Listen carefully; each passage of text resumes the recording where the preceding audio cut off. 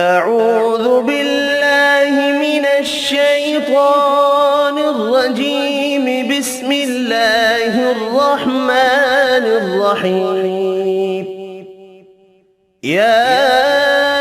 أيها المزمل قم الليل إلا قليلا نصفه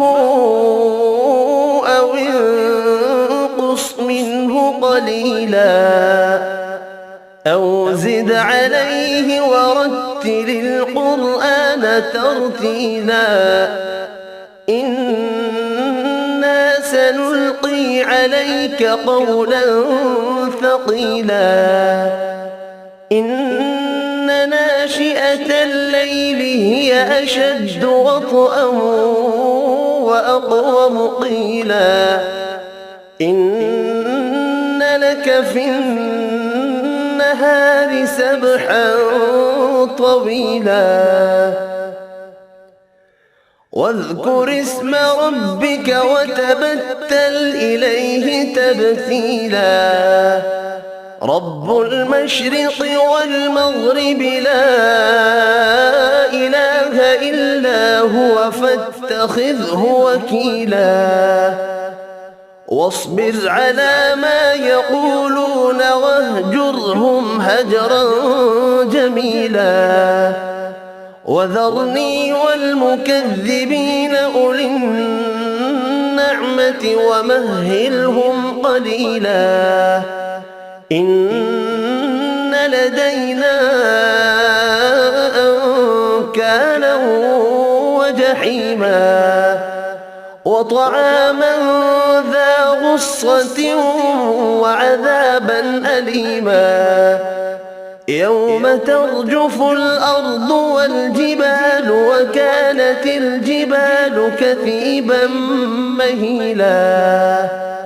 إنا أرسلنا إليكم رسولا شاهدا عليكم كما أرسلنا إلى فرعون رسولا فعصى فرعون الرسول فأخذناه أخذا وبيلا فكيف تتقون إن كفرتم يوما يجعل الولدان شيبا السماء منفطر به كان وعده مفعولا إن هذه تذكرة فمن شاء اتخذ إلى ربه سبيلا إن ربك يعلم أنك تقوم أدنى من ثلثي الليل ونصفه وثلثه وطائفة من الذين معك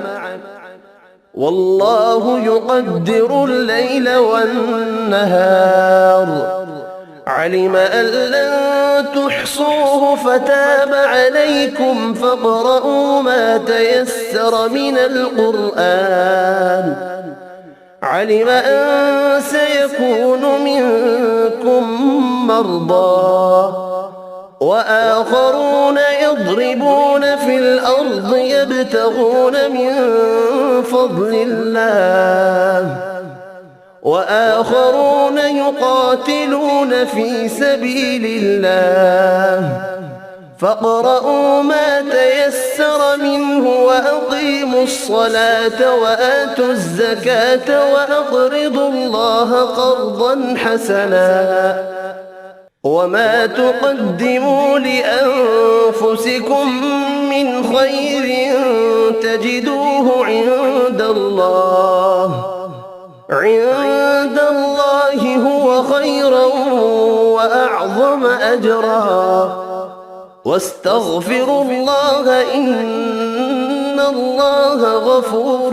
رحيم صدق الله العظيم.